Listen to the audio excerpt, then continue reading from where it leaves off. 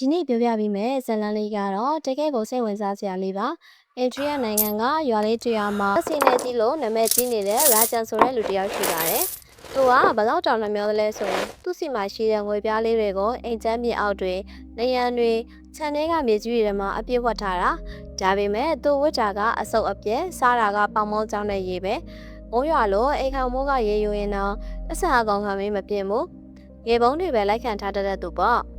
အိမ်ကြီးချင်းတွေကဝေဖန်ရင်တော့တနေ့ကျရင်ငါဒီရွာမှာချမ်းသာဆုံးဖြစ်လာမှာမင်းတို့နားရလိမ့်မယ်လို့ဖြန့်ပြောတတ်တယ်။ဒီလိုနဲ့နေ့တွေတာကုန်လာတယ်။ရာဂျန်ရဲ့ငွေတွေကတောင်းလုံးပုံလာပြီးမဲ့သူ့ရဲ့ကျမရေးကတော့အဆိုးရဆုံးရှင်တွေကိုရောက်လာခဲ့တယ်။အာရမရှိရရိစာအေးစက်တဲ့ကျမ်းမြင့်ပေါ်အိမ်မီးအောင်မမိန်နဲ့နေခဲ့ရလို့ခါးတွေကမျက်စိတွေမှုံပြီးအစာရောဂါရတဲ့အထိကိုဖြစ်လာရပါတယ်။အဲ့ဒီအချိန်မှာပဲအာဂျွန်ဆိုတဲ့လူငယ်လေးတယောက်ကရွာကိုရောက်လာခဲ့တယ်။သူကရာဂျန်နဲ့လောဝါဆန့်ကျင်ဘက်ပါပဲ။နေ့တိုင်းနွားနိုးနဲ့တသေးတွေလိုအာဟာရဖြစ်တာတွေကိုစားတယ်။စားအုပ်တွေဝယ်ဖတ်တယ်။လက်သမားပညာစေဘဝင်ပင်တွေအကြောင်းကအစသက်ဆက်ပေးပြီးတင်ယူတယ်။ဒီလိုမျိုးတွေသုံးဆွဲနေတာကိုရာဂျန်ကကြည့်မရဘူး။ပတ်စံတွေကိုအလားဟတ်ဖြုံးတင်းနေတာပဲလို့တော့ပြောတယ်။ဒီတော့အာဂျွန်ကပြုံးပြီးပြန်ပြောတယ်။ဦးလေးကျွန်တော်ဖြုံးနေတာမဟုတ်ဘူး။ကိုရင်းနှီးမြုပ်နှံနေတာပါ။ကိုစီမှာကျမ်းမာခြင်းမရှိရင်အရေးချင်းမရှိရင်ဒီပတ်စံတွေကဘာလို့ရမှာလဲလို့ပြန်ဖြေခဲ့တယ်။ရာဂျန်ကတော့လောက်ရပြီးသူ့ငွေတွေရေတွက်တဲ့စီကိုပဲ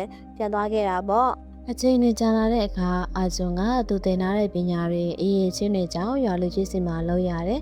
လက်သမားလုပ်တွေလည်းလုပ်ရတယ်ဝင်ငွေတွေလည်းတက်လာပြီးလူချစ်လူခင်တွေလည်းမြတ်ပြလာခဲ့တယ်ရာဂျန်ကတော့အာဂျွန်နဲ့ဆက်ညင်ဘက်ပါပဲ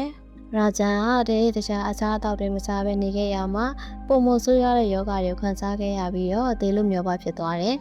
ဒီလိုနဲ့ရာဂျန်ကစေကိုဘော်တက်ဆရာဝန်စီကိုသွားခဲ့တယ်။ရခင်ကကြိုပြီးတော့ကုသခဲ့ရင်စေဘိုးက900လောက်ပဲရှိရဲ့။ယခုအခါမှာတော့ယောဂတွေကပိုတိုးလာတဲ့အတွက်စေဘိုးက1000လောက်ဖြစ်သွားတာပေါ့။သူပြန်ကောင်းလာတဲ့အချိန်မှာအာဂျွန်ကဟင်းပူပူလေးလာတိုက်တယ်။အဲဒီတော့မှရာဂျန်လည်းသဘောပေါက်သွားတယ်။ငါကတကယ်လူမိုက်ကြီးပဲ။ပတ်စံတွေစုထားပြီးမယ်ငါမှပါရဲ့ချင်းမမရှိဘူး။ကျမ်းမာခြင်းလည်းမရှိဘူးလို့နောက်လိုက်ရသွားတယ်။အာဂျွန်ကအချိန်မနှောင်းသေးပါဘူးဦးလေ။ဝေဆိုတာလာလိုက်သွားလိုက်ပါပဲ